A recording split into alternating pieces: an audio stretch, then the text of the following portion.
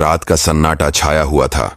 चांद की हल्की रोशनी में कमरे के कोने में घना अंधेरा पसरा था और वैसा ही अंधेरा धीरे धीरे दिल और दिमाग में भी फैलता जा रहा था। जहां से किसी के लौटने की उम्मीद नहीं थी, यह वही जगह थी जहां से न तो किसी ने वापस आकर अपने ख्वाबों को पूरी तरह देखा था और न ही कोई उन्हें सुना पाता था। बस हर रात एक खौफनाक शोर गूंजता था जो अब तक हजारों लोगों की नींद को निगल चुका था। यह प्राणी, जो नाम से तो ड्रीम ईटर कहलाता था, असल में एक आत्मा नहीं बल्कि एक ऐसा राक्षस था जो लोगों के सपनों में घुसकर उनके भीतर के सबसे डरावने ख्यालों को जिंदा कर देता था और फिर उन्हें उन डरावने ख्वाबों के बीच ही चुपके से अपना शिकार बना लेता था। लेकिन इस रात को जो कुछ होने वाला था वह कुछ और ही था। उस छोटे से गांव में एक परिवार था जो खुद को इन भयावह घटनाओं से महफूज समझता था, लेकिन उनके लिए यह भ्रम सिर्फ एक भ्रम था, क्योंकि जो चीज आप नहीं देखते वही सबसे ज्यादा आपको अपनी गिरफ्त में ले सकती है। और ऐसा ही कुछ उस परिवार के साथ होने वाला था जो अब तक अपने अंदर के डर से अनजान था। उस परिवार में 3 लोग रहते थे, रवि, उसकी पत्नी संगीता और उनका 9 साल का बेटा अयान। घर बाहर से बिल्कुल साधारण दिखता था, ईंट पत्थर से बना हुआ, दीवारों पर पुरानी पेंटिंग्स और खिड़की से झांकती धूल भरी रोशनी। लेकिन अंदर कुछ था जो धीरे धीरे बदल रहा था।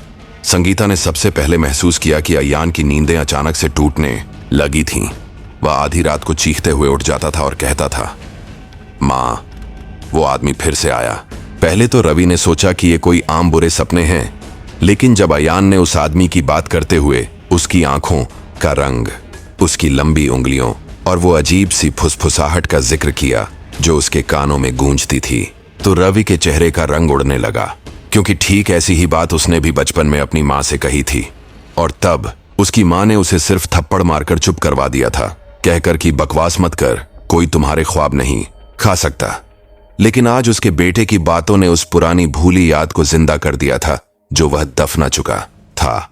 अयान अब हर रात और भी ज्यादा डर के साथ उठता था। उसका चेहरा पीला पड़ता जा रहा था, आंखों के नीचे काले घेरे बन गए थे और वह दिन में भी बिना पलकें झपकाए एक ही दिशा में देखता रहता था। संगीता ने एक दिन उसका स्केचबुक उठाया जिसमें अयान ने उस आदमी की तस्वीरें बनाई थीं। एक लंबा काला इंसान जिसकी आंखों से धुआं निकल रहा था।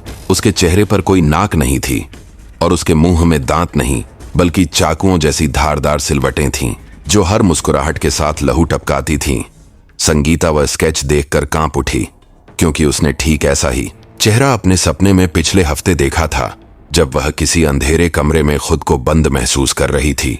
उस रात के बाद से जैसे उनके घर का तापमान गिरने लगा, दीवारों में सीलन पनप गई, दरवाजे अपने आप बंद हो जाते थे और सबसे डरावनी बात यह थी कि पूरे घर में एक धीमी सी सांसों की आवाज गूंजती थी, जैसे कोई बहुत पास होकर भी अदृश्य था। रवि ने जब पड़ोसियों से बात की तो किसी ने कहा कि कई साल पहले इस जगह पर एक अस्पताल हुआ करता था जहां एक पागल डॉक्टर मानसिक रोगियों पर नींद से जुड़े प्रयोग करता था। उसे यह पता लगाना था कि क्या सपनों के जरिए इंसान के डर को जिंदा किया जा सकता है। लेकिन एक रात वह खुद अपने प्रयोग में फंस गया और जब तक बाकी कर्मचारी उसे खोज पाते वह खुद को एक खिड़की से नीचे फेंक चुका था। उसके बाद से वो अस्पताल बंद कर दिया गया और जहां आज रवि का घर है वहीं वो डॉक्टर का कमरा हुआ करता था। यह सुनकर रवि के रोंगटे खड़े हो गए, क्योंकि अब उसे समझ में आने लगा था कि अयान के साथ जो हो रहा है वो सिर्फ मानसिक बीमारी नहीं है, बल्कि अयान उस आत्मा का अगला शिकार बन चुका है। उस रात रवि ने अयान को अपने साथ सुलाया ताकि अगर कुछ अजीब हो तो वो उसे देख सके। और आधी रात के करीब जैसे ही घड़ी ने 3 बजाए, अयान ने करवट बदली और उसकी सांसें तेज हो गईं। उसने एकदम से आंखें खोल दी, लेकिन उसकी आंखें पूरी तरह सफेद थीं। वह उठ बैठा और धीरे धीरे कुछ बुदबुदाने लगा। वो आ गया, नींद खा जाएगा, सब खा जाएगा।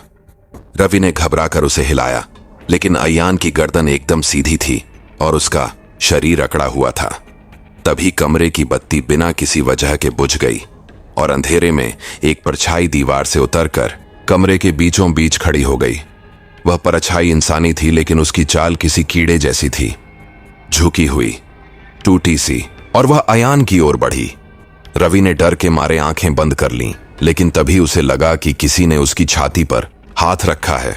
वह झटका खाकर उठा तो देखा कि कमरे में कोई नहीं था, सिर्फ अयान बेहोश पड़ा था और उसकी टी शर्ट पर वही चाकू जैसे निशान थे, जैसे किसी ने ख्वाब में नहीं बल्कि हकीकत में उसे घायल किया हो। सुबह तक अयान को बुखार हो गया और डॉक्टर ने कहा कि यह कोई वायरल नहीं बल्कि स्लीप पैरालिसिस सिंड्रोम जैसा कुछ लग रहा है। लेकिन रवि और संगीता जानते थे कि यह किसी बीमारी का नाम नहीं था। यह उस ड्रीम ईटर की मौजूदगी थी जो अब पूरी तरह उनके घर में बस चुका था। और जब अयान लगातार 3 रातों तक नींद से चीखते हुए उठा और हर बार उसके शरीर पर नए घाव दिखाई देने लगे तो संगीता अब डर और चिंता से पागल होने लगी थी। उसने रवि से कहा कि अब हम किसी ओझा या तांत्रिक से संपर्क करते हैं, क्योंकि डॉक्टर सिर्फ गोलियां दे रहे हैं और हमारा बच्चा रोज मर रहा है। रवि पहले तो झिझका, लेकिन जब चौथी रात उसने खुद देखा कि अयान नींद में बैठकर अपनी ही त्वचा पर नाखूनों से खरोंचें बना रहा है और उसके मुंह से आवाज किसी बूढ़े आदमी जैसी निकल रही थी, भारी, धीमी और भयावह। तुमने मुझे बुलाया था, अब मैं तुम्हारा ही हूं। तब रवि का दिल बैठ गया। उसने उसी रात गांव के बाहर एक तांत्रिक बाबा को बुलाया, जिसे लोग नींद वाला बाबा कहते थे। बाबा ने आते ही सबसे पहले अयान को देखा और कहा, इसे वो मिल गया है जो सपनों के रास्ते आता है। ये ड्रीम ईटर है, सपना नहीं। ये नींद का भूखा है। ये उन बच्चों को चुनता है जो डरते हैं, जिनकी मां ने अपने डर को कभी जीते हुए छोड़ा हो। तुमने संगीता कभी किसी से झूठ बोला था क्या? कोई डर, कोई गुनाह जो तुमने छुपाया हो? ये सुनकर संगीता कांप गई और फूट फूट कर रो पड़ी। उसने बताया कि जब वह छोटी थी तो उसकी एक सहेली सपना नींद में चलती थी और एक रात वह छत से गिर गई थी। संगीता जानती थी कि वह खुद उसकी चीखों से जाग गई थी, लेकिन डर के मारे उसने किसी को नहीं बताया। और जब उससे पूछा गया तो उसने कहा कि उसे कुछ पता नहीं, लेकिन सपनों में वह आज भी सपनाओं से लिपटी उस रात को देखती है। और अब शायद वही डर अयान तक पहुंचा है। बाबा ने तब रात भर का अनुष्ठान किया, घर के हर कोने में हवन किया, लेकिन जैसे जैसे रात गहराती गई, हवाएं और तेज होती गईं, अयान बिस्तर पर कांपता रहा। दीवारें हिलती रहीं और बाबा के चेहरे पर डर गहराता गया।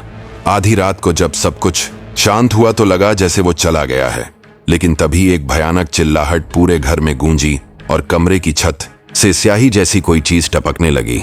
बाबा ने जैसे ही अपने ताबीज को अयान की छाती पर रखा, वह जलने लगा और बाबा चीख उठा। ये अब सिर्फ सपनों का नहीं रहा, ये जागती आंखों में उतर चुका है। अगले दिन बाबा घर छोड़कर चला गया। उसने कहा कि अब ये प्राणी सिर्फ नींद में नहीं बल्कि असलियत में उतर आया है, और अगर इसका सामना करना है तो अयान को खुद अपने डर का सामना करना होगा। लेकिन एक 9 साल का बच्चा कैसे ऐसा कर सकता था? तभी संगीता को याद आया कि अयान हमेशा ड्राइंग करता था और कभी कभी उसने अपने सपनों को भी स्केच में खींचा था।